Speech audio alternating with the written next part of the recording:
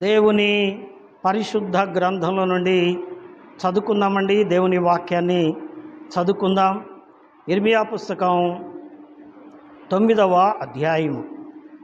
ప్రవక్త అయిన ఇర్మియా వ్రాసిన ఇర్మియా గ్రంథం 9వ అధ్యాయము 20వ వాక్యాన్ని చదువుకుందామా. 20వ వాక్యం చదవండి. స్త్రీలారా, యెహోవా మాట వినుడి. మీరు చెవియొగ్గి ఆయన నోటి మాట ఆలకించండి. మీ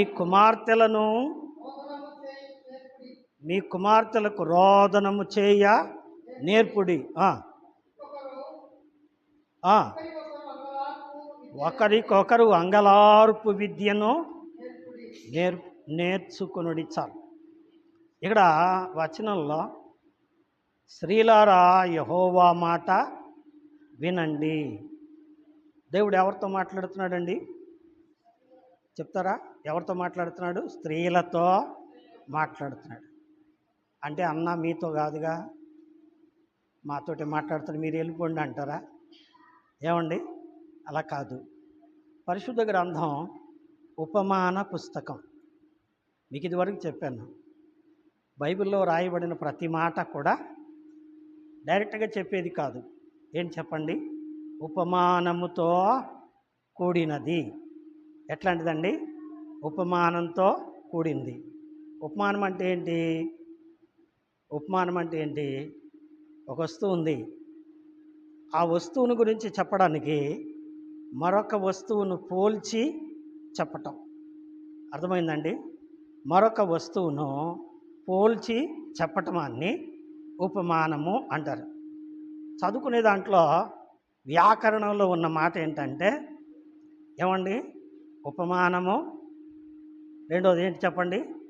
ఉపమేయము. అర్థమైందా కదా? పోయినసారి చెప్పాను నేను, టీచర్గా నాకు కొంచెం ఉంది, కొంచెం వాసన ఉంది, అందుకని చెప్తున్నా. ఉపమానము, ఉపమేయము. ఉపమానం అంటే ఏంటి? పోల్చేది. ఉపమేయము అంటే అందుకు ఉపయోగపడేది. అర్థమైందండి? వాడు ఇంద్ర కాకాలు నల్లగొండాడు. ఇందులో ఉపమానం ఏది, ఉపమేయం ఏది? ఎవరి గురించి చెప్తున్నారు? ఆయన గురించి చెప్తున్నారు. దేంతో పోలుస్తున్నారు? కాకితో పోలుస్తున్నాడు. ఇద్దరుకున్న పోలిక ఏంటి చెప్పండి? రంగు నలుపు. కాకి నల్లగానే ఉంది, ఆడు నల్లగానే ఉన్నాడు.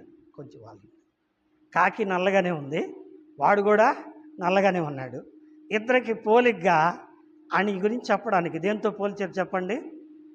కాకితో పోల్చారు. అర్థమైందండి? అందుకనే ఏమండి, బైబిల్లో ఉన్న ప్రతి మాట ఉపమాన రీతిగా ఉంది. అందుకని పోయినసారి చెప్పాను, గమనించండి. పరిశుద్ధ గ్రంథంలో పురుషుడు దేవుడు. ఏమండి? పురుషుడు దేవుడు, స్త్రీలింగం, భక్తుల సమూహం.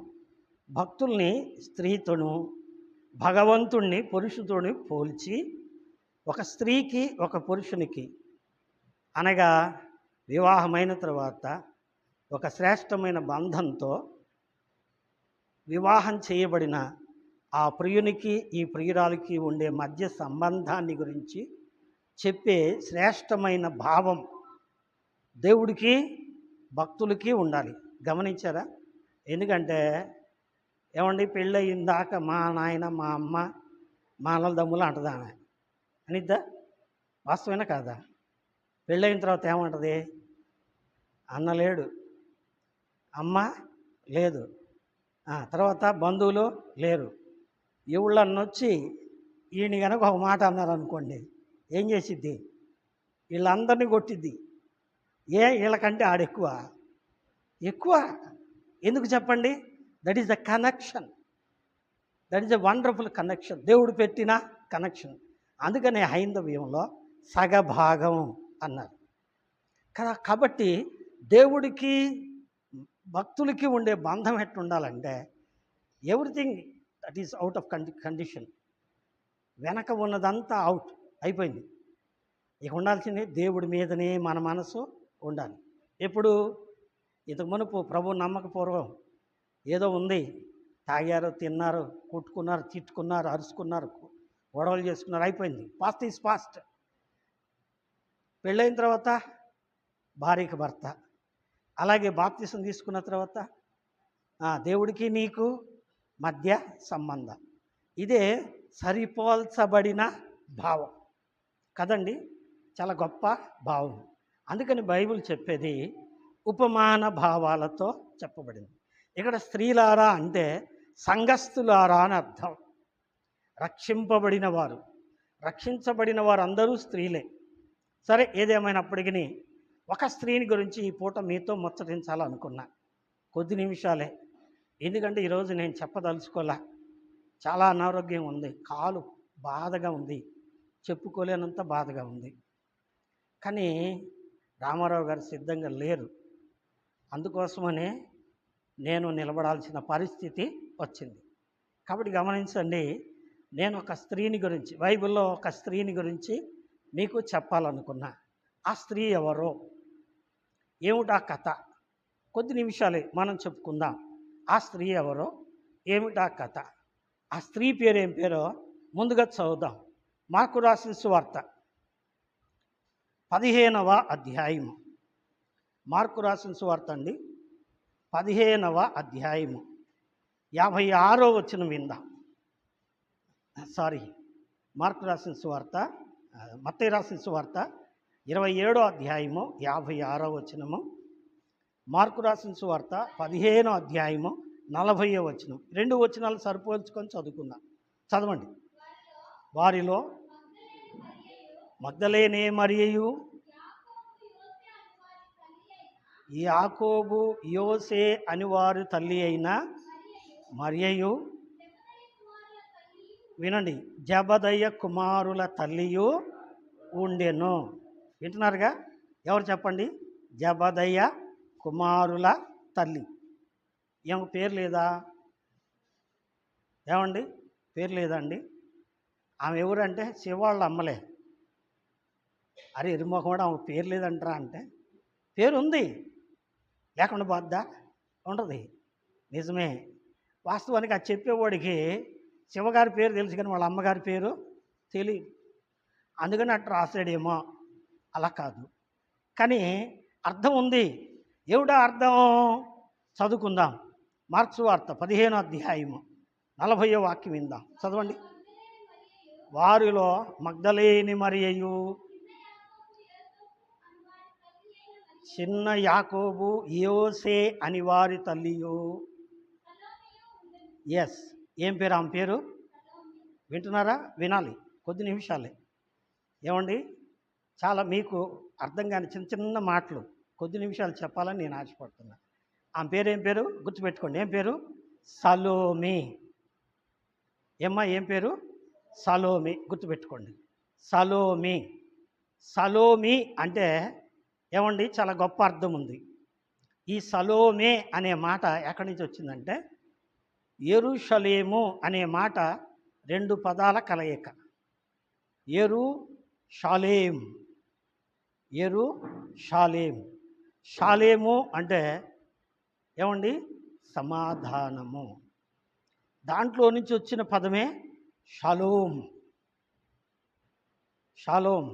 అందుకని కొంతమంది పలకరించినప్పుడు ఏం చేస్తారంటే షాలోం అని పలకరిస్తారు. ఏమండి? షాలోం. షాలోం అంటే అర్థము శాంతి కదా. అద్భుతమైన అర్థాలు. అందులో నుంచి హెబ్రీ భాషలో ఉన్న పదాలు విడివిడిగా వస్తున్నాయి. ఒకటి షాలేము, సమాధానం.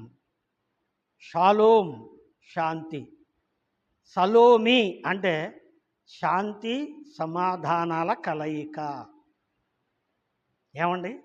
సంతోషమ్మ, శాంతమ్మ పేర్లు పెట్టుకుంటాం కదండి. ఇప్పుడు కలిపితే సలోమి. అర్థమైందండి? సంతోషమ్మ, రెండవది శాంతమ్మ. ఈ 2 పేర్లు కలిపితే ఏం చెప్పండి? సలోమిమ్మ. ఎవరికన్నా ఉన్నాయా ఈ పేరు? సలోమి అనే పేరు ఎవరికన్నా ఉందా? ఉండే ఉంటుంది. నిజమే. సలోమి. ఈ సలోముని గురించి మనం ఎక్కడ చదువుతున్నాం? మార్క్స్ వార్తలో చదువుతున్నాం. ఈ సన్నివేశం ఎక్కడుంది? యేసు ప్రభువారిని సిలువ వేసినప్పుడు, ఆయన సిలువలో బిగ్గరగా కేక వేసి మరణించినప్పుడు అక్కడున్న స్త్రీలు ఎవరు అంటే, వాళ్ళలో ఒకటి ఎవరు చెప్పండి? సలోమి. బాగా వినాలి. ఎవరు చెప్పండి? సలోమి. ఇంతకీ ఈ సలోమి గారు ఎవరు? ఈ సలోమి గారు ఎవరు? ఎవరు అంటే, దేవుని బిడ్డలారా, బైబిల్ పండితులు ఏం చెప్తున్నారంటే, ఈమె మరియమ్మ సోదరిట. ఏమండి? మరోసారి చదువుకుందాం. మత్తయి సువార్త 27వ అధ్యాయము 56వ వచనం. మత్తయి సువార్త 27వ అధ్యాయము 56వ వచనం.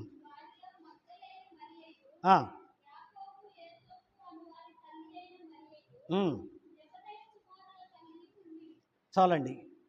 మీరు వచనాలు గుర్తుపెట్టుకోవాలి. ఒకటి, ఇక్కడేమో జబదయ కుమారుల తల్లి అని ఉంది. మార్క్స్ వార్త 15వ అధ్యాయంలో సలోమి అని ఉంది. ఇప్పుడు రండి, యోహాను సువార్త 19వ అధ్యాయము 25వ వచనం. 25వ వచనం చదవండి. 25వ వచనం. వినండి, ఏముంది? ఆయన తల్లియు.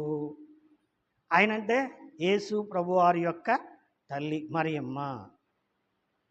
ఆయన తల్లి సహోదరి. సోదరు అంటే సిస్టర్. మరియమ్మ గారి సిస్టర్ ఏమండి? ఈమెవరంట? ఈమెవరు? ఈమె పోర్ట్ఫోలియో ఏమిటి? ఈమె ఉనికి ఏమిటి అంటే, ఈమె ప్రియులారా మరియా సోదరి, అంటే మరియమ్మకు తోడబుట్టిన చెల్లెలు. రెండవది, జబదయ్య అనే ఆయనకి భార్య. ఏమండి? ఈ జబదయ్యకి 2 కుమారులు. వారి పేర్లేంటి? యోహాను, యాకోబు. యోహాను, యాకోబు. వీళ్ళిద్దరి తల్లి ఈమె. వీళ్ళిద్దరూ ఈమెకే పుట్టారు. గమనించండి, ఈమె యేసు తల్లి అయిన మరియకు సోదరి. ఈమె జబదయ్య అనే ఒక వ్యక్తికి భార్య. యేసు శిష్యులైన ఏమండి యాకోబుకు, తర్వాత యోహానుకు ఏమండి తల్లి. ఇటువంటి ఈమె ఒక మంచి భక్తురాలు. ఎవరికి? ఇప్పుడు చెప్పాలి మీరు. ఎవరికి భక్తురాలు ఈమె? ఆలోచించండి. యేసు ఎవరు? మరియమ్మ కుమారుడు. మరియమ్మ ఎవరు? సలోమి అక్క. వాళ్ళ అక్క కొడుక్కి ఏం భక్తురాలు. అర్థమైందండి? వింటున్నారా? కన్ఫ్యూజ్ కావద్దు. మరియమ్మ ఎవరు? యేసయ్య తల్లి. సలోమి ఎవరు? మరియమ్మ చెల్లి. సలోమి ఎవరి భక్తురాలు? యేసయ్య భక్తురాలు. యేసయ్య ఎవరు? సలోమి వాళ్ళ అక్క కొడుకు. ఏమండి? నిజమే. యేసయ్యే అన్నాడు, ప్రవక్త స్వదేశములో హితుడు కానేరడు. లోకంలో అందరూ పాస్టర్ గారు అని పిలుస్తారు, కానీ బంధువులు ఏమంటారు? ఆడు మావాడేలే. అవునంటారా కాదంటారు? యథార్థం మాట్లాడుకుందాం. నిజమేనా కాదా? మావాడే. వాడు పాస్టర్ అయ్యాడులే, ఆడు మావాడే. బంధువులు కదా, లెక్కలేనితనం కదండి. కానీ సలోమి అట్లాంటిది కాదు. తన అక్క కొడుకైనా, తనకు కొడుకు వరుస అయినా, తాను ఆయన కంటే పెద్దదైనప్పటికీ కూడా ఆయన దేవుడని గ్రహించి ఏం చేసింది చెప్పండి? ఆయనకు భక్తురాలయ్యింది. చాలా గౌరవించింది. ఆయనకు పరిచర్య చేసింది. ప్రియులారా, ఆయనకు పరిచర్య చేసింది. ఈమె ఎట్లాంటిది అంటే, ప్రియులారా, ఎంత భక్తురాలు అంటే, ఆయన ఎక్కడికి వెళ్తే అక్కడికి వెళ్ళేదంట ఈమె. ఏమండి? ఆయన ఎక్కడికి వెళ్తే అక్కడికి వెళ్ళేది. ఇప్పుడు రండి మార్క్స్ వార్త 15వ అధ్యాయము 40-41 వచనాలు మరొకసారి చదువుకుందాం. మార్క్స్ వార్త చదువు.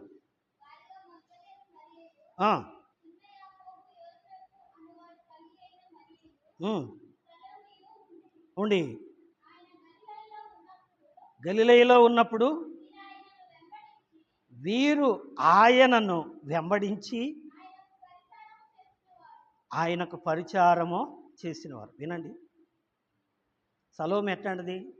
మరలా చెప్తున్నా, ఎందుకు ఈమెను గురించి ప్రత్యేకంగా చెప్పుకోవాలి అంటే, వాస్తవానికైతే ఈమె యేసు ప్రభువారి యొక్క తల్లి అయిన మరియ చెల్లి, అంటే బంధువురాలు. ఏమండి, బంధువురాలు అయినప్పటికీ కూడా యేసు ప్రభువారు దేవుడని ఎరిగి ఆయనకు భక్తురాలైంది, ఆయన్ని వెంబడించింది. ఇక్కడ అంటున్నాడు, గలిలయలో ఆయన ఉన్నప్పుడు ఆయన్ను వెంబడించారు. రెండవది ఏం చేశారంట? ఆయనకు పరిచర్య చేశారట.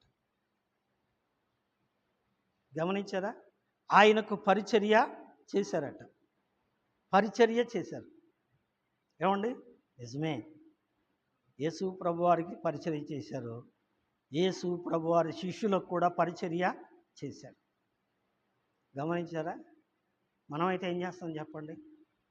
చర్చికి వచ్చేవాళ్ళు చూసుకుంటారులే, మనకెందుకు? ఎందుకంటే ప్రభువును నమ్మిన ప్రతి ఒక్కరము మనం ఎలా ఉండాలి? సలోమిని మాదిరిగా తీసుకోవాలి. పరిచర్య చేసింది, ఆయన నమ్మింది, ఆయనకి విధేయత చూపింది. అంత మాత్రమే కాదు, ఇంకా ముందుకు వెళితే ఈ స్త్రీలందరూ కూడా, ఎవరు వీళ్ళు? చాలామంది పేర్లు ఉన్నాయి ఇక్కడ. మరియమ్మ, సలోమి, జబదయ్య కుమారుల తల్లి అన్నారా, ఇంకా చాలా చిన్న మరియా, వీళ్ళందరూ కూడా ఏం చేశారు చెప్పండి? ఆయనను వెంబడించారు. ఎక్కడికి వెళ్తే అక్కడికి వెళ్ళారు, సువార్త పనికి వెళ్ళారు. తర్వాత ఏం చేశారు? వాళ్ళకు పరిచర్య చేశారు. పరిచర్య చేయటమే కాదు, ఇంకేం చేశారు తెలుసా అండి? వారు తమ గృహాల్లో నుంచి తమ ధనాన్ని తీసుకొచ్చి దేవుని సేవకు ఇచ్చారు. ఎవరు వాళ్ళు? స్త్రీలు. వీళ్ళ పరిచర్య ఎంత గొప్పదో చూసారా? స్త్రీలు. అందుకనే దేవుడు అంటున్నాడు, స్త్రీలారా యెహోవా మాట వినండి.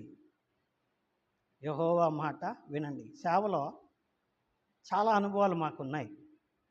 మేము గ్రామం సువార్త చేయడానికి వెళ్ళేవాళ్ళం. వెళ్ళినప్పుడు మా వెనకాల మా పాస్టర్ గారు మాత్రం తప్పనిసరిగా వచ్చింది. వద్దులే ఆగమ్మా అని ఆగదామా. ఆమెకి సేవకు రావటం అంటే ఇష్టం, మమ్మల్ని ఎన్నంటే వస్తుంది. ఏమండి, అబ్బా ఏమో మళ్ళీ ఆడమనిషి మా ఎంట తిరగటం ఏందని కొన్నిసార్లు మేము అనుకునేవాళ్ళం. కానీ ప్రయోజనం ఏంటో తెలుసా? ఏదన్నా ఊరు పోతే పొద్దుపోతే ఏం చేసేది తెలుసా? మాకు పరిచర్య చేసేది. ఏమండి, మేము గార్లపాడు వెళ్ళాము ఒకసారి, అలాగే దేనంకొండ వెళ్ళాం. అక్కడ మాకు వంట చేసి పెట్టింది ఆమె. మాకు తెలియకుండా ఆమె బియ్యం తీసుకొచ్చింది, కందిపప్పు తీసుకొచ్చింది. ఏమండి, పప్పుచారు కాసి కమ్మగా అన్నం వండి, సువార్తకు ఊరంతా తిరిగి మేము వచ్చినప్పటికి వంట చేసి కమ్మగా మాకు భోజనం పెట్టింది. ప్రశాంతంగా పడుకుంది. ఎంత గొప్ప సంగతి చూసారా? వారిని వెంబడించిన స్త్రీలు. ఏడన్నా కుటుంబ ప్రార్థన ఉంటే మనకు తిరుగుబాటు కాదు, ఏడన్నా మీటింగులు ఉంటే మనకు అసలు అడ్జస్ట్మెంటే కాదు. దేవుని సేవకులతో సంఘస్థులు ఏం చేయాలి చెప్పండి? ఏమండి, ఏం చేయాలి? వారు ఆయనను ఏం చేశారు చెప్పండి? ఓ పావా స్వామి, మాకు ఇంకేం పనులు లేవు అనుకుంటున్నావు, తగలబడు, నువ్వు పోతున్నావుగా, మమ్మల్ని కూడా ఏడా లాగుతావు, దరిద్రుడా తయారయ్యావు. మా అప్ప వీడికి నేర్పిందిరా, ఈ సువార్త నేర్పింది మా అప్ప దరిద్రుడికి. ఎందుకంటే పెంతల్లి కదా, తిట్టే అధికారం కూడా ఉంది కదా. పోనీ తిట్టిందా? తిట్లా. ఏం చేసింది చెప్పండి? వెంట వెళ్ళి పరిచర్య చేసింది. పరిచర్య చేయడమే కాదు, తన కష్టార్జితాన్ని, తన ఆస్తిని తీసుకొచ్చి దేవుని సేవకు ఇచ్చింది. ఎంత మంచి పరిచారకురాలు. మొదటి మాట ఏమండి, ఆమె ఆయనకు బంధువురాలు అయినా ఆయన నమ్మింది, ఆయన్ని సేవించింది, ఆయన్ని గౌరవించింది, ఆయన్ని పూజించింది. రెండవది, ఆయనను వెంబడించింది, ఆయనకు పరిచర్య చేసింది, ఆయనకు తన కష్టార్జితాన్ని సమర్పించుకుంది. ఇక్కడ సలోమి సంఘానికి సూచనగా ఉంది. ప్రియ సంఘమా, నువ్వెలా ఉన్నావు? దేవుని గౌరవిస్తున్నావా? దేవుని పరిచర్యను గౌరవిస్తున్నావా? దేవుని పరిచర్యకు లోబడుతున్నావా?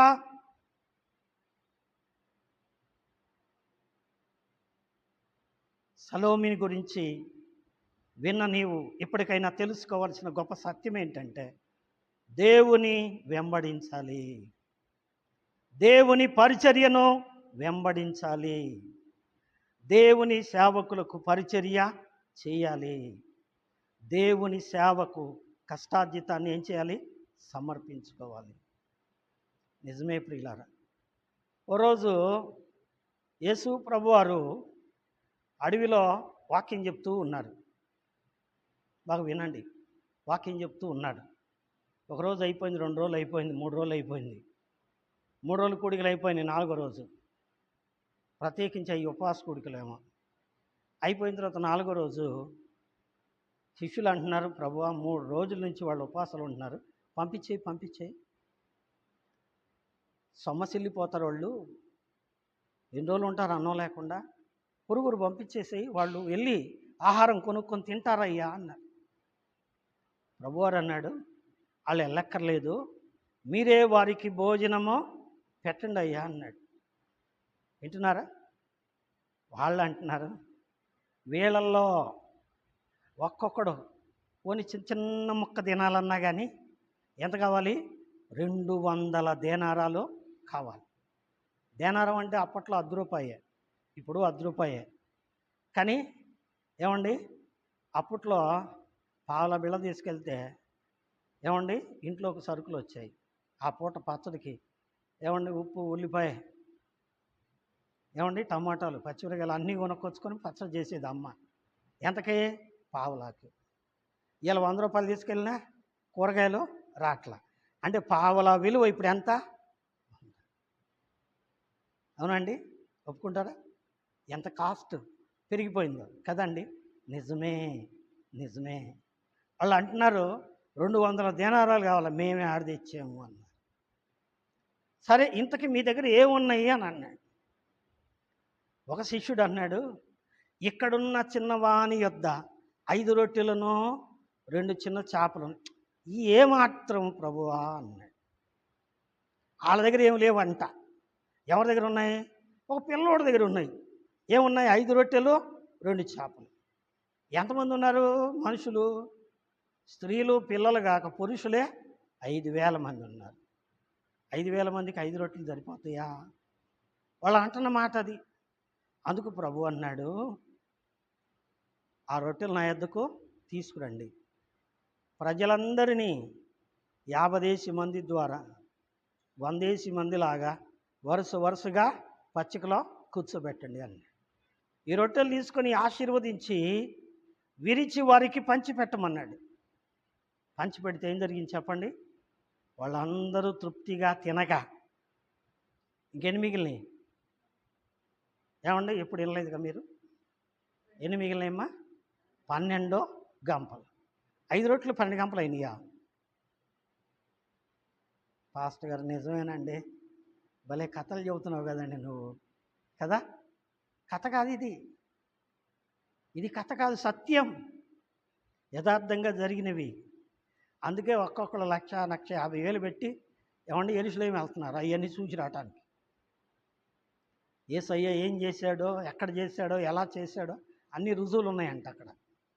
కదండి, నిజమే ప్రియులరా.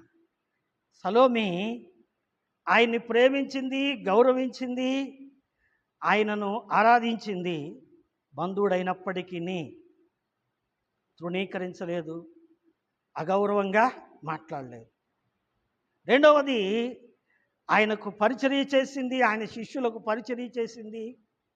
వారు ఎక్కడికి వెళ్తే అక్కడికి వెళ్ళింది. తమ కష్టార్జితాన్ని ఏం చేసింది? సమర్పించింది. ఏమండి, ఎంత ఉంది? ఎంత ఉంది? నా దగ్గర ఏమి లేవు అన్న. ఎంత ఉంది నీకాడ?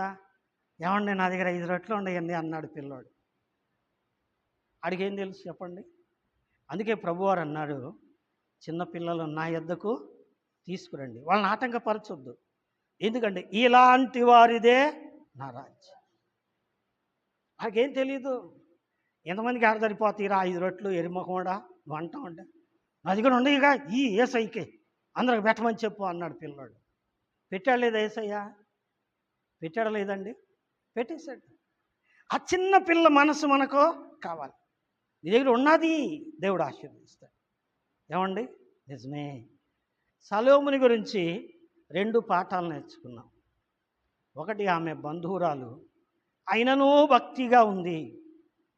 రెండవది, ఆమె బీదరాలు అయినను దేవుని వెంబడించింది, దేవుని పరిచర్యకు సహాయము చేసింది. మూడవది, ఆమె తల్లి కదా. ఏమండి, ఆమె తల్లి కదా. తల్లి అయినప్పటికీ కూడా ఆమెలో ఒకటి ఉందంట. ఏంటది? రండి, మత్తయి సువార్త 20వ అధ్యాయము. మత్తయి సువార్త 20వ అధ్యాయము 20వ వాక్యం నుండి విందాం. 20-21 చదవండి. అప్పుడు జబదయ కుమారుల తల్లి తన కుమారులతో ఆయన దగ్గరికి వచ్చి నమస్కారము చేసి ఒక మనవి చేయబోగా, ఏమి కోరుచున్నావని ఆయన అడిగారు. అందుకు ఆమె, నీ రాజ్యమందు ఈ నా 2 కుమారులను ఒకడు నీ కుడివైపున ఒకడు నీ ఎడమ వైపున కూర్చుండ సెలవిమ్మని ఆయనను అడిగెను. తల్లి కదా, తన కొడుకులు గొప్ప స్థానంలో ఉండాలని కోరిక. ఏమండి, అడిగింది. తల్లి స్వార్థం వాస్తవమే. తల్లి స్వార్థంలో న్యాయం ఉంది. తన బిడ్డ గొప్పవాడుగా ఉండాలనుకోవటం తప్పు కాదు. కానీ ఇక్కడ దైవ చిత్తాన్ని ఎరగక మానవ రీతిగా తొందరపడింది ఆమె. అందుకే ప్రభువారు అన్నారు, అమ్మా, మీరు నా కుడి పక్కన ఎడం పక్కన కూర్చోమని నీ బిడ్డలకు చెప్తున్నారు, కూర్చోబెట్టమంటున్నారు. అయితే నా కుడి ప్రక్కన ఎడం పక్కన కూర్చోవటం వల్ల ఇద్దేమో కానీ నేను తాగిన గిన్నెలోనిది మీరు తాగలేరు అన్నాడు. ఆయన తాగిన గిన్నెలోది వీళ్ళు తాగలేరా? గ్లాసులో తాగడమేగా, అంతేనమ్మా? గ్లాసులోది తాగడమేగా. కష్టమా తేలిక చెప్పండి? ఎందుకు ఈ మాట చెప్తున్నానంటే, గెత్సెమనే తోటలో యేసు ప్రభువారు చేసిన గొప్ప ప్రార్థన ఉంది. ఏంటా ప్రార్థన అంటే, శిష్యులకు చెప్పాడు, మీరు ఇక్కడ కూర్చొని నేను లోపలికి వెళ్ళి ప్రార్థన చేసుకుని వచ్చేదాకా ఉండండి అన్నాడు. గేటు దగ్గర కూర్చోబెట్టాడు. 3 తీసుకొని లోపలికి వెళ్ళారు. వాళ్ళు ఎవరో? పేతురును, జబదయ్య 2 కుమారులు. ఎవరాళ్ళు చెప్పండి? యోహాను, యాకోబు. వీళ్ళ 3 తీసుకెళ్ళి ఆ యొక్క తోటలోకి వెళ్ళి చెప్పారు, మీరు ఇక్కడ కూర్చొని మేలుకొని ప్రార్థన చేయండి, నేను ప్రార్థన చేసుకొని వస్తాను అన్నాడు. ఆయన ప్రార్థన చేసుకోవడానికి వెళ్ళాడు. ఏం ప్రార్థన చేస్తున్నాడు? తండ్రి, నీ చిత్తమైతే ఈ గిన్నె నా యొద్ద నుండి తొలగించు, అయినను నీ చిత్తమే సిద్ధించునుగాక. ఏ గిన్నె అది? ఈ గిన్నె నా యొద్ద నుండి తొలగించుము అన్నాడు. ఇందుకు యేసయ్య తొలగించమంది ఏ గిన్నె? అయినా తాగుతలయ్య నీ చిత్తమైతే అన్నాడు. ఏం తాగాడు ఆయన? ఏమిటి అంటే, ఏమండి, ఏం చెప్పండి? The part of worth of God. ఏంటంటే దేవుని ఉగ్రత పాత్ర. దేవుని ఉగ్రత పాత్ర. యెషయా గ్రంథం 1:18 దేవుడు అన్నాడు, రండి మన వివాదము తీర్చుకొందము, మీ పాపములు రక్తం వలె ఎర్రనవైనను అవి హిమము వలె తెల్లనమగును. కాబట్టి దేవుడికి మానవులకి ఏముంది చెప్పండి? వివాదం ఉంది. ఆ వివాదాన్ని, తగాదాన్ని తీర్చాలి అంటే ఏం కావాలంట? బలియాగము కావాలి. అందుకే 1 యోహాను పత్రిక 4:9 మనం ఆయన్ని ప్రేమించామని కాదు కానీ తానే మనలను ప్రేమించి మన పాపములకు ప్రాయశ్చిత్తమై ఉంటకు తన కుమారుని పంపెను. ప్రాయశ్చిత్తము అన్నాడు. ప్రాయశ్చిత్తం అవ్వాలంటే ఏం చేయాలి? ఏం చేయాలి చెప్పండి? సిలువలో శిక్ష అనుభవించాలి. చెప్పండి. సిలువలో శిక్ష అనుభవించాలి. That is the part. అదే ఏమండి? గిన్నె. ఆ శ్రమలు ఎవరెవరు పడతారు? ఏమండి? నేను ఇంకెవరు రమ్మను కొడుతో అంటానికి కుదురుద్దా? కుదరదు. ఎవరు పడాలి శ్రమలు? ఆయన ఒక్కడే. He is only one. ఆయన ఒక్కడికే శ్రమ. ఎందుకోసం చెప్పండి? ఆయనే వచ్చాడు. మీ అందరి పాపాల కొరకు నేను శిక్ష అనుభవిస్తాను అని ఒప్పుకున్నాడు కనుక వచ్చాడు. ఒంటరిగా పిలాతు ఎదుట దోషిగా నిలబడ్డాడు. ఏం తప్పు చేస్తే? ఏం తప్పు చేశాడు? ఏ తప్పు చేయలే. పిలాతే అన్నాడు, వీళ్ళలో నాకే దోషం కనపడలేదయ్యా అన్నాడు. తలంచుకొని దోషిగా నిలబడ్డాడు. ఎందుకు ఉండాలి? ఎందుకు ఓర్చుకొని ఉండాలి? ఎందుకు నువ్వు ఓర్చుకొని ఉండాలి అంటే దేవుని కొరకు నిలబడితే నువ్వు ఓర్చుకోవాలంతే. దేవుని పక్షాన మానవుల పాప క్షమాపణ కొరకై ఆయన నిలబడ్డాడు. నింద పెడుతున్నారు, తిడుతున్నారు, ఉమ్మేస్తున్నారు, చీ అంటున్నారు, కొడుతున్నారు, ఎన్ని చేసిన కదలకుండా నిలబడ్డాడు ఆయన. ఇన్ని మాట్లాడుతున్నా, నీకు సిగ్గులేదా? సిగ్గులేదు. ఏమండి? సిగ్గులేదు. రెండవది, కొరడా శిక్ష విధించారు. ఒళ్ళంతా చీలిపోయింది, దారలుగా రక్తమో కారింది. రక్తం దారులుగా కారుతుంటే శరీరం వణికిపోతుంది. వణికిపోతున్న ఆ శరీరం మీద ఏం చేశారు చెప్పండి? సిలువ మానును భుజం మీద పెట్టారు. పెట్టి ఏం చేస్తారు? ఇడు. పక్కన వాళ్ళు అంటున్నారు, ఆయన ఒక్కడే ఆడ మోస్తాడయ్యా, మేము కూడా పట్టుకుంటామన్నా. నో, అతను ఒక్కడే మోయాలి. Is only one person. ఎందుకంటే ఆయనే రక్షకుడు, ఆయనే ఆ గిన్నె తాగాలి. అందుకే ప్రభు అన్నారు, నేను తాగే గిన్నెలోనిది మీరు తాగగలరా? ఏమండి? ప్రభు సింహాసనం మీద కూర్చున్నాడు. ఆయన సరసన కూర్చోవాలి అంటే ఆయన తాగే గిన్నెలోనిది తాగాలి. తాగుతావా? తాగగలవా? ఒక మాట కోర్చుకోలేం, ఒక పూట నిలబడలేం, కాసేపు దేవుని కొరకు నష్టపడలేం. ఏమండి? దేవుని సేవ కొరకు మన జీవితాన్ని సమర్పించుకోవాలంటే కష్టం. కానీ ఏం కోరుతుందామే? ఏమండి? నీవు నీ రాజ్యంతో వచ్చినప్పుడు, నీ సింహాసనం ముందు నువ్వు కూర్చున్నప్పుడు కుడి వైపున ఒకడిని, ఎడం వైపున ఒకడిని కూర్చోబెట్టు. మరి మిగిలిన వాళ్ళమ్మ వాళ్ళు పోయారు అంతే. ఏమండి? నిజమే ప్రియుడా. అందుకే ఆయన అన్నాడు, నేను కూర్చున్న కుర్చీలో మీరు కూర్చోవచ్చేమో కానీ నేను త్రాగిన గిన్నెలోంది మీరు త్రాగలేరు. అంటే నేను పడ్డ శ్రమలు మీరు పడలేరు. మోస్తున్నాడు, పడిపోయాడు. సిలువ మోసి పడిపోయి లేవలేకపోతున్నప్పుడు అప్పుడు వాళ్ళు ఏం చేశారంటే దారిని పోయి ఒక అతను కనపడ్డాడు. డ్రా లాక్కొచ్చారు. ఎవరండి ఆయన? ఏమండి? కురేనీయుడైన సీమోను. ఈ సిలువను మోయి, అతను పడిపోయాడు అన్నాడు. అతను మోసుకొని పోతున్నాడు. ఈయన అంటున్నాడు, వద్దు నేనే మోస్తా, వద్దు నేనే మోస్తా అంటున్నాడు. మోసుకొని పోయిన తర్వాత ఇప్పటిదాకా సిలువ మోసాడు, రక్తం కారుతుంది, కళ్ళు తిరుగుతున్నాయి, చచ్చిపోయేటట్టు ఉన్నాడు. అని అందరూ అనుకుంటుంటే ఏం చేశారు చెప్పండి? ఆ సిలువకు 2 కాళ్లను పెనవేసి ఇనుపచీలను 9 అంగుళాల ఇనుపచీలను బిగించారు. కుడి చెయ్యి ఎడమ చెయ్యిని బిర్రుగా లాగి అడ్డ కొయ్యకు 9 అంగుళాల ఇనుపచీలలతో బిగించారు.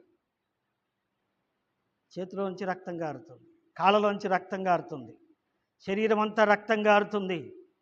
ఏమండి, ఎంత బాధగా ఉందంటే, దేవా, నా దేవా, నన్ను ఎందుకో చేయి విడిచావయ్యా.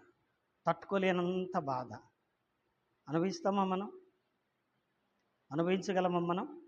లేదు కదా, లేదు. అందుకు వాళ్ళు అంటారు, ఆ భాగాన్ని మీ తర్వాత చదువుకోండి, బాగా బాగా అది ధ్యానం చేయండి. వాళ్ళు అన్నారు, మేము తాగుతాము అన్నారు. ఎవరు చెప్పండి? చెప్పండి చెప్పండి. యోహాను, యాకోబు, జబదయ్య 2 కుమారులు. తాగుతామంటున్నారులే అయ్యా అంది సలోమి. అప్పుడు అన్నాడు ఆయన, నా గిన్నెలో నుండి మీరు తాగొచ్చేమో, నా ప్రక్కన కూర్చొనివ్వటం నా వల్ల కాదు. అది ఎవరి వల్ల అయ్యిద్ది? చెప్పండి చెప్పండి, ఎవరి వల్ల అయ్యిద్ది? దైవ చిత్తం. ఎవరు ఏర్పాటు చేయాలా? దేవుడు ఏర్పాటు చేయాలి.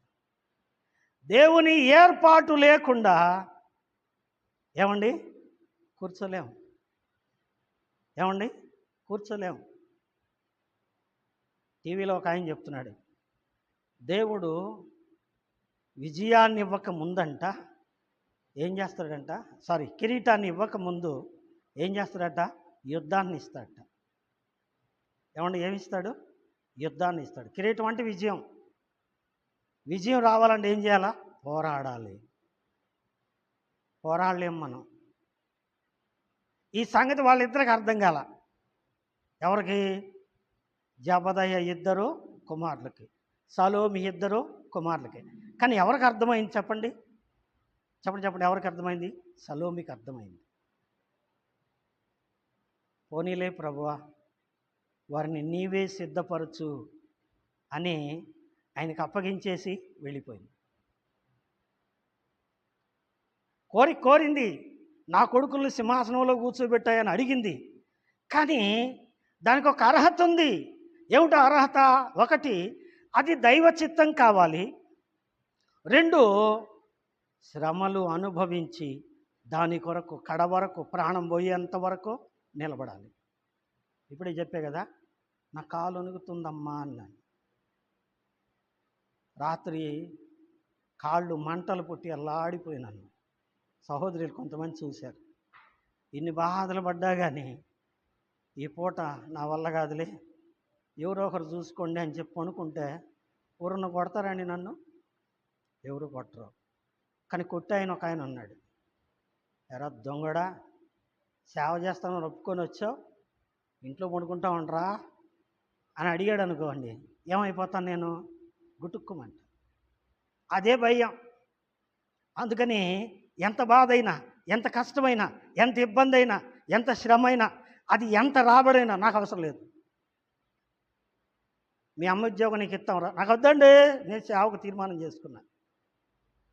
ఒరే సేవకు పోతే కూడు దొరకదురా, ఉద్యోగం చేసుకుంటే సేవ చేసుకుంటా. నాకు వద్దు, కూడు లేకపోతే సత్తా, సేవ చేస్తానని నేను ఒప్పుకున్నా.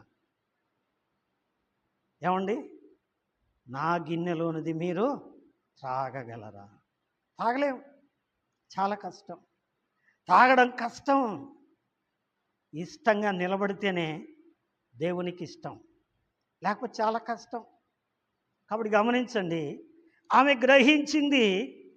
గ్రహించి ఏం చేసింది చెప్పండి? ఏం చేసింది చెప్పండి? తన 2 బిడ్డలను ఏం చేసింది? సరే, వాళ్ళకి ఆ స్థాయి లేకపోయినా నీకే అప్పచెప్తున్నా, నువ్వు సిద్ధపరచుకోండి. నిజమే ప్రియులారా, మన బిడ్డలను దేవుని సేవ కొరకు ఇస్తున్నామా? సలోమికి ఎంతమంది పిల్లలు? ఏమా, టైం చాలా అయింది కదా, సారీ. సలోమికి ఎంతమంది పిల్లలు? ఇప్పుడేగా చెప్పాను, 2 పిల్లలు. ఎంతమందిని సేవకి ఇచ్చింది? 2 ఇచ్చేసింది. మరి ఇంకెవరన్నా మిగిలేరు ఆమెకి? ఎవరు లేరు. ఎవరు లేకపోవడం కూడా కాదు, ఆమె కూడా సేవకు వచ్చింది. ఆమె కూడా యేసుని వెంబడించింది. ఏమండి, బిడ్డలను దేవునికి ఇచ్చింది, ఆమె కూడా యేసును వెంబడించింది. జస్ట్ మానవ రీతిగా ఆశపడింది. నీతో సమానంగా నా బిడ్డలను కూడా చూసుకో, మంచి స్థాయి కోరింది. కానీ అది పద్ధతి కాదు అని ప్రభు చెప్పినప్పుడు గ్రహించింది, తిరుగుబాటు చేయలే. గ్రహించి ఏం చేసింది? వాళ్ళని దేవునికి అప్పగించింది. ఎట్టయినా సరే నువ్వే సిద్ధపరిచి వాళ్ళని సేవకులుగా చేయయ్యా అని.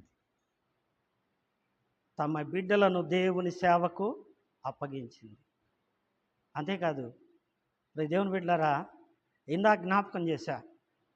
ఏమండి, గెత్సెమనే తోటలో యేసయ్య ప్రార్థన చేస్తున్నాడు. బాగా వినండి. యేసయ్య గెత్సెమనే తోట వాకిటి దగ్గర కొంతమందిని కూర్చోబెట్టాడు. ఎంతమందో మీరు లెక్క చేసుకోండి. ఒకడేమో పట్టియటానికి బేరం మాట్లాడుకోవడానికి వెళ్ళాడు. ఎవరండి? ఇస్కరియోతు యోధా. పోతే ఎంతమంది ఉన్నారు? 11 మంది. 11 మందిలో ముగ్గురిని లోపలికి తీసుకెళ్ళాడు. వాకిట్లో ఎంతమంది ఉన్నారు? శివుడు వచ్చిందిరా బాబు, 8 మంది. ఈ 8 మంది ఏం చేస్తున్నారు చెప్పండి? కూర్చొని కునుగుపాట్లు పడుతున్నారు. లోపలికి పోయిన వాళ్ళు వాళ్ళకు కూడా చెప్పాడు యేసయ్య, పేతురు ఒక్క గడియైనా నా కోసం ప్రార్థన చేయలేరా?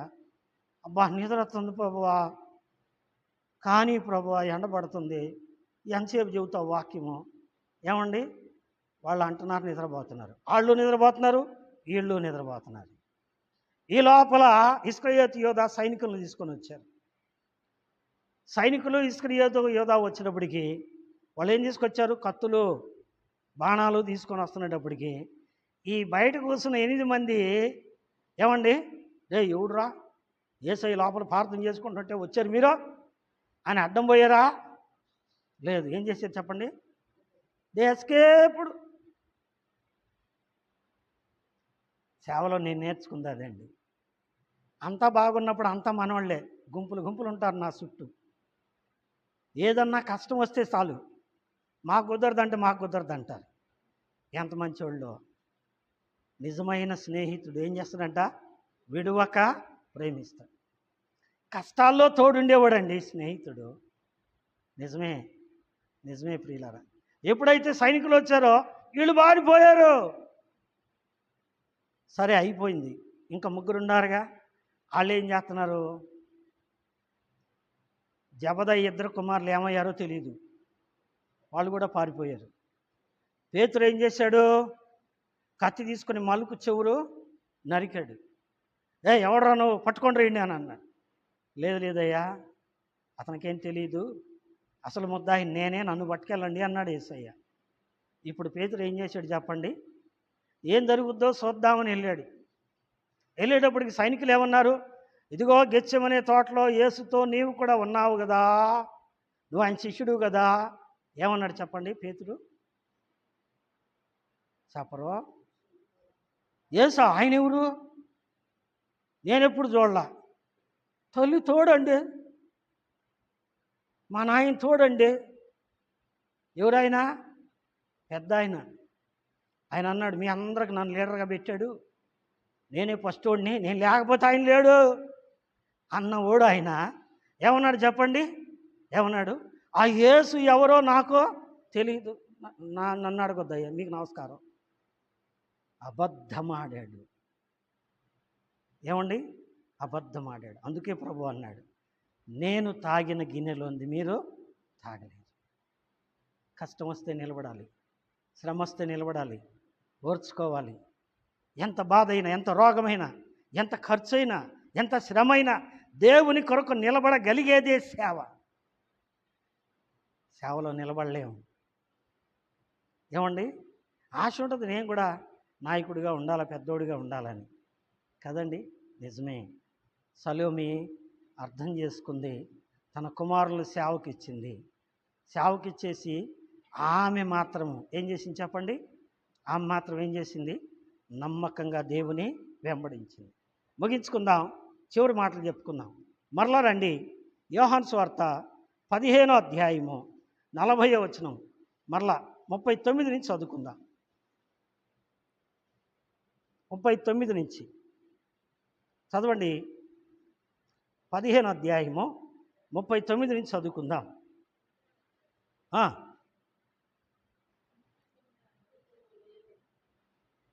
అయ్యో 15 అధ్యాయము మార్క్స్ వార్త 15 అధ్యాయము 39 లేదమ్మా. ఆయనకెదురుగా నిలిచి ఉన్న శతాధిపతి ఆయన ఈలాగు ప్రాణము విడుచుట చూచి,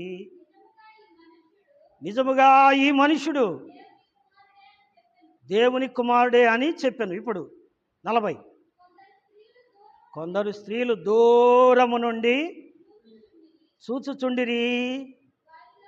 వారులే మగ్దలేని మరియయు, చిన్న యాకోబు, యోహాను అనువారు తల్లి అయిన మరియయు, సలోమియో ఉండని. ఎక్కడుందామె? ఇప్పుడు ప్రశ్న మీరు ఆలోచన చేయండి. వాళ్ళ కొడుకులు ఎవరున్నారు? యేసయ్య శిలువ మీద వేదన పడి మరణించాడంట. ఏమండి, కుర్చీలో కుడి పక్కన ఒకడు ఎడం పక్కన ఒకడు కూర్చోవాలనుకున్నవాడు ఎక్కడున్నారు? వాళ్ళు విడిపోయారో తెలియదు.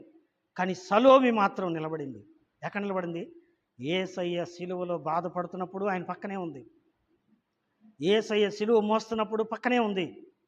యేసయ్య శిలువలో చనిపోయినప్పుడు ఆయన కనిపెట్టుకునే ఉంది. నమ్మకస్తురాలు. ప్రియ సంగమా, నిన్ను గురించి మాట్లాడుతున్నాడు దేవుడు. నీవు దేవునికి నమ్మకస్తురాలువేనగా, నీవు దేవుని వెంబడిస్తున్నావా? దేవునికి పరిచర్య చేస్తున్నావా? దేవునికి నమ్మకమైన సాక్ష్యాన్ని కలిగి ఉన్నావా? కష్టాలైనా నష్టాలైనా ప్రభువుతోనే గడుపుతున్నావా? పారిపోతున్నావా? ఏమండి, శిష్యులందరూ పారిపోయారు, కానీ సలోమి పారిపోలా. ఏమండి, ముగింపు మాట నేను ముగిచ్చేస్తా. ఏమండి, ముగింపు మాట అదే మార్క్స్ వార్త 16 అధ్యాయము 1 వచనం. మార్క్స్ వార్త మరియయు సలోమియు వచ్చి ఆయనకు పూయవలెనని సుగంధ ద్రవ్యములు తీసుకొని సమాధి దగ్గరికి వచ్చింది. వినరా? ఎక్కడ వచ్చిందామె? సమాధి కాడికి వచ్చింది. ఆయన చనిపోయాడు, అయిపోయాడు, దరిద్రం వదిలిపోయాడు, ఇంకెందుకులే అయిపోయింది అని వదిలిపెట్టి పోలా ఆమె. ఆయన సమాధి దగ్గరికి వచ్చింది. అక్కడ కూర్చొని ప్రార్థన చేసింది. పునరుద్ధరణుడైన యేసును పలకరించింది.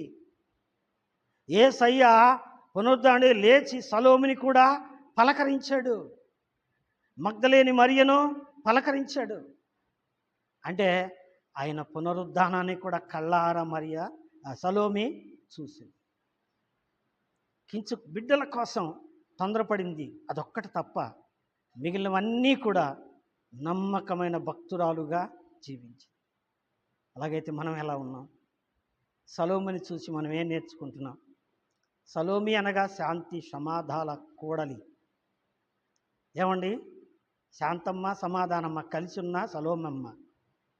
ఈ సలోమి భక్తురాలు, బంధువురాలైన విధేయత కలిగింది, దేవునికి పరిచర్య చేసింది, దేవునికి నమ్మకమైనది, దేవుని వెంబడించిన సహోదరి, దేవుని పరిచర్య కొరకు సమర్పించుకున్న సహోదరి, దేవుని కొరకు తన బిడ్డలను సేవకు అప్పగించిన సహోదరి. అంతేకాదు తాను కూడా దేవుని వెంటనే ఉండి కడవరకు పునరుద్ధరణైన క్రీస్తును కూడా వెంబడించిన నమ్మకస్తురాలైన స్త్రీ. మనం అలా ఉన్నామా? మన భక్తి ఎలా ఉంది? మన విశ్వాసం ఎలా ఉంది? రోగాలు రావచ్చు, కష్టాలు రావచ్చు, బాధలు రావచ్చు, నమ్మకంగా దేవుని వెంబడిస్తున్నామా? మధ్యలో వదిలేసిపోతున్నాము? ఆలోచించాలని మనం చేస్తాం. కాబట్టి ప్రభు అంటున్నాడు, నన్ను జ్ఞాపకము చేసుకుంటకై దీనిని చేయండి. ప్రభు ప్రాణం పోయేంత వరకు మన కొరకు శ్రమ పడ్డాడు. మరి మనం కొంతకాలం ప్రార్థనకి, కొంతకాలం ఏమో కుదరట్లేదంటాం, కొంతకాలం దేవుని సేవ చేస్తాం, కొంతకాలం వదిలేస్తాం, కొంతకాలం దేవునితో ఉంటాం, కొంతకాలం వదిలేస్తాం. అలా కాదు. It is not part time Christianity, full time Christianity. ప్రభు కొరకు నమ్మకంగా బ్రతికే విశ్వాసిగా నీవు ఉండాలని ప్రభు కోరుతూ నిన్ను హెచ్చరిస్తున్నాడు. దేవుడు తన మాటలను మన కొరకై ఆశీర్వదించునుగాక. ఆమేన్. ఆమేన్.